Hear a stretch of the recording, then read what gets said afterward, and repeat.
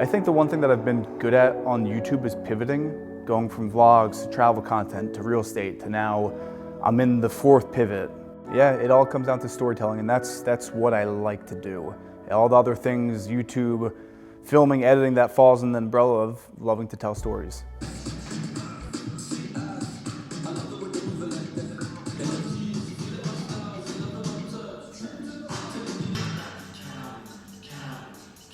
I come in here 6 days a week. I come in here because if I don't come in at 5:30, I'll put it off the entire day. And then also it's good to get uncomfortable. I think nowadays we live in a world where we're trained to be comfortable. So if you wake up at 5 a.m., sometimes I run here, today I rode the bike here, you just get out there in the cold, like that sucks, that's uncomfortable. But it kind of jolts you up and gets you moving.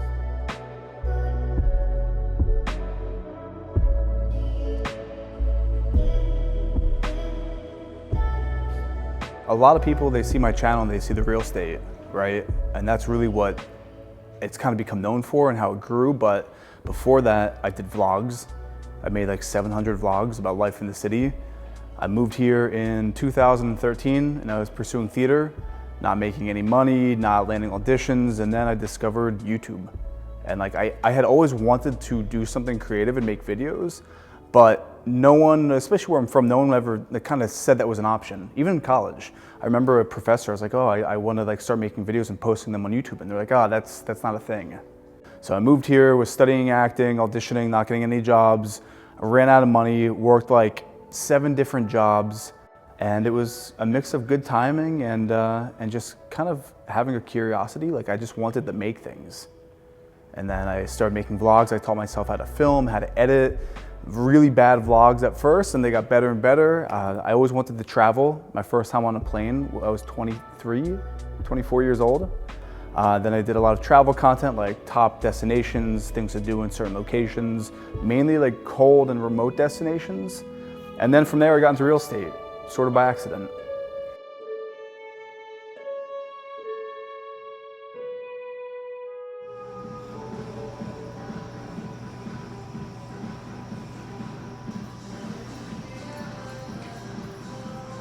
Always offshore stuff.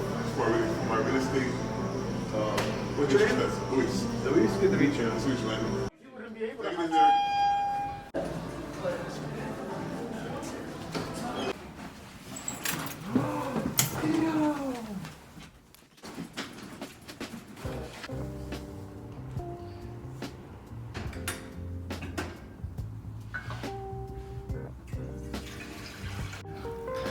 Even after the workout, I try not to have anything before I work out, like pre-workout or anything. Sometimes I do, but this is everything.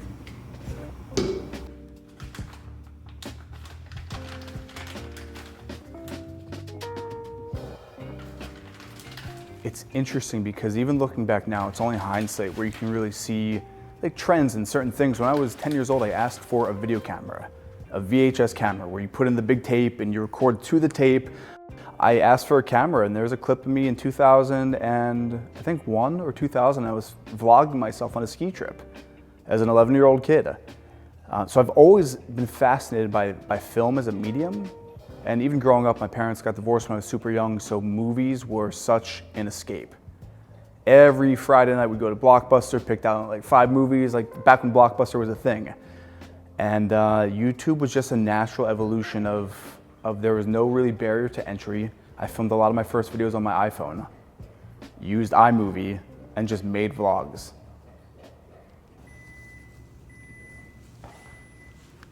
He wants his breakfast, he's growling. Yeah, Theo is priority number 1.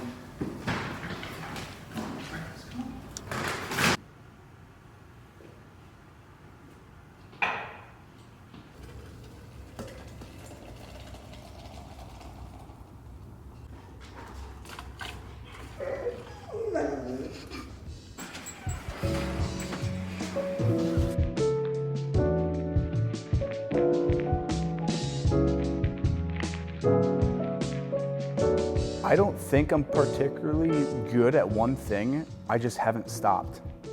Like when I look back, I'm not the best filmer, I'm not the best editor, I'm not the best on camera, I'm not the best looking, I just didn't stop. And there's many times where I'm like, oh, I want to stop, you know, especially when I first started, you know, you get hate comments or you look at things or, you know, your friends, especially from university. I was 23 years old filming myself. You know, how many of my friends kind of were like, why are you doing this? Why do you think your life is interesting enough to be filmed? I just don't think I stopped. I think that's one of the main reasons why it worked. And also I had the ability to kind of reverse engineer the content on a technical side, whereas I use search heavily. Like back in 2013, no one knew who Erik Conover was, but they knew New York City. So I would use New York in my titles a lot and really use search terms that people would look for to then funnel into my content and subscribe and stick around for a little bit.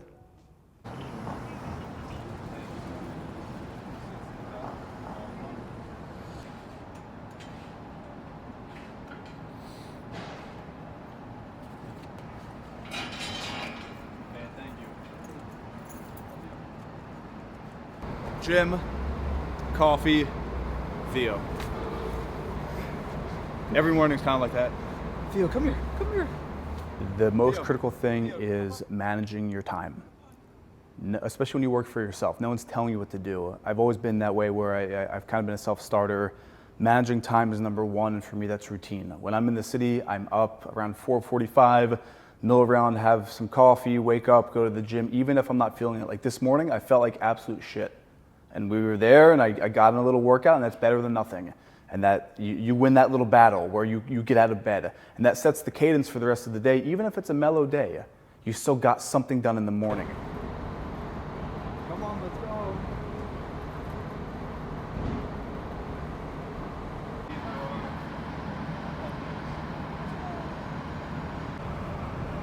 He loves being outside. That is the tough part because he knows what life is like outside of the city. Yeah. Like I was telling you, I walk him 4 or 5 times a day, spending like 20, 30, 40 minutes out here. Yeah. Just because I couldn't not. You know what I mean? Come on, let's go home.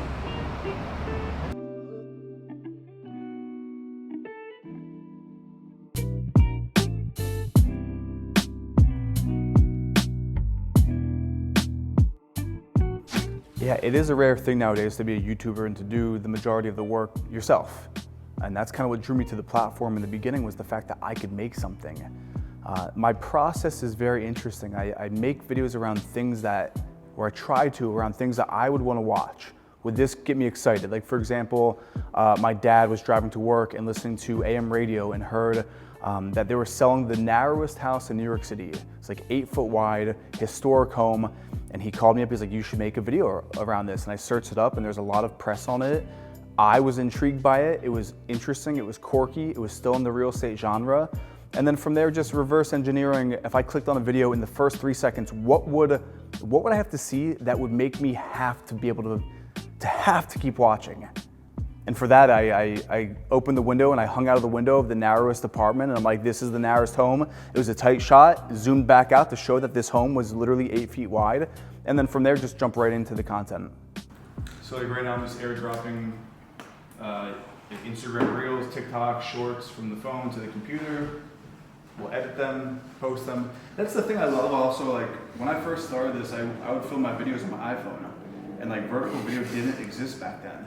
I think vertical video enables people to create. Like that wasn't a thing back then, like 2015, 2016.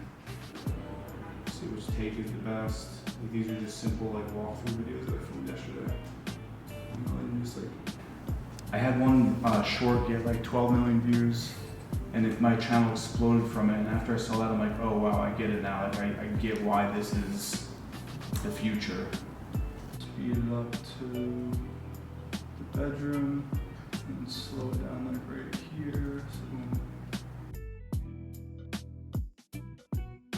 So this reel is promoting this listing. It's $8.5 million. It's a cool like live workspace in Chelsea. So now I'm thinking of a caption for this. Like, would you live here? Tag 2 friends you live here with. Do you think this is worth it? So we'll think of something. These are like the future, I think, of home tours. Quick, you see the whole apartment, you put a nice track behind it. That's that. Upload it to TikTok, Instagram, YouTube. Find a nice song. Share. For the real estate stuff, there is no, like, it's not a big deal, you know, because this sounds so bad to say, but because it doesn't mean anything. Oh, when things have meaning, like if you put your all into a piece of content, like it means something. So you have the pressure, like, oh, I hope this does well. With, you know, something like a reel on Instagram of a walkthrough of a property that you're not even selling. It's like, oh, maybe it'll do well, maybe not. So it's up. There it goes.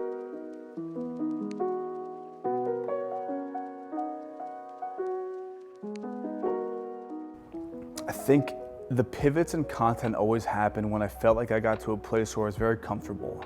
I've gotten comfortable with what I've been making over the past 2 years, and my ambition was never YouTube.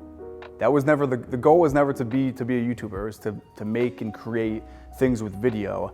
And this next iteration, this next pivot is the biggest one yet, and it's one where I can confidently say I'm terrified. Like I'm terrified.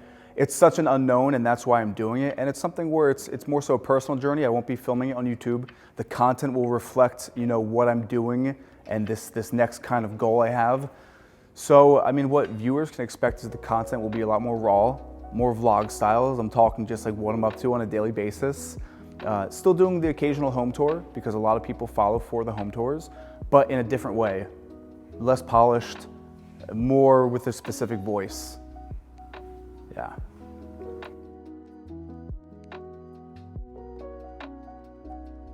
I thought about it. I actually almost moved out of the city during the pandemic, like fully properly moved out. I was gonna move to San Diego. I hadn't owned a car in 10 years. I bought a 4-door white Jeep Wrangler to take on the beach for surfing. And I was ready, and there was something that kind of inside me said, you're not finished with the city. I didn't feel complete. And I think, or I know, I will always want to own some kind of property in the city. There's a magnetism about New York, and there's a feeling that anything can happen here. Like I live in the realm of anything can happen. I believe that like magic can happen. And for me, New York was always that place where I'd see it in films. I would see it in like Goodfellas. I would see it in everything. And it was just that place where, you know, the Frank Sinatra quote, if you can make it here, you can make it anywhere. The food's consistent, the ambiance, like this is a classic New York diner. Like this is a Goodfellas level diner where you come in, the food's the same every morning. The waitress knows me, she knows what I want. Like she says like, oh, you want the usual, like it's that kind of place. You can get that in New York, you know?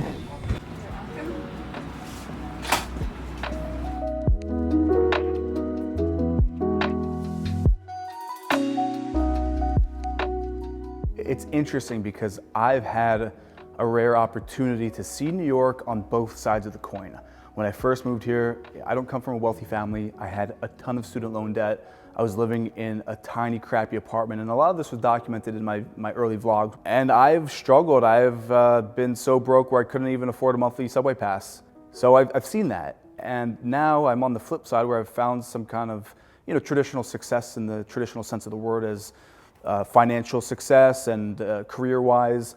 And it's interesting, I don't prefer the grind, but I kind of do. I kind of like that underdog waking up and getting things done. So I wouldn't give myself any advice really. You have to kind of go through that struggle and eat dirt in the beginning to have it be worth it. And that's the thing, with any goal, you never know if it's gonna happen, right? You can do your best and hope and work your hardest, but I think that's the beauty is the ride and how you get there.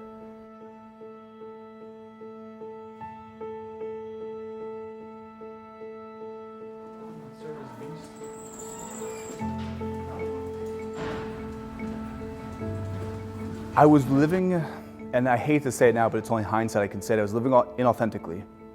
I was living, and I was going down a path that wasn't true to myself. And now it's a blessing that those things happen, where I can look back and say, thank God that happened. Because now I'm on this path where I'm scared to pursue it, not scared in like a fear aspect, but an excitement. I have like that spark and that lust for life back. And I know that it's only going through some pain, some heartbreak where that had to happen. Where when it was happening, it was the end of the world. But now after getting through the storm, I can look back and say, I'm so thankful that happened because I'm now on a path that is very true, and it's what I think I should be, not what I think, it's what I was, not, it sounds kind of corny having a purpose, but it feels right.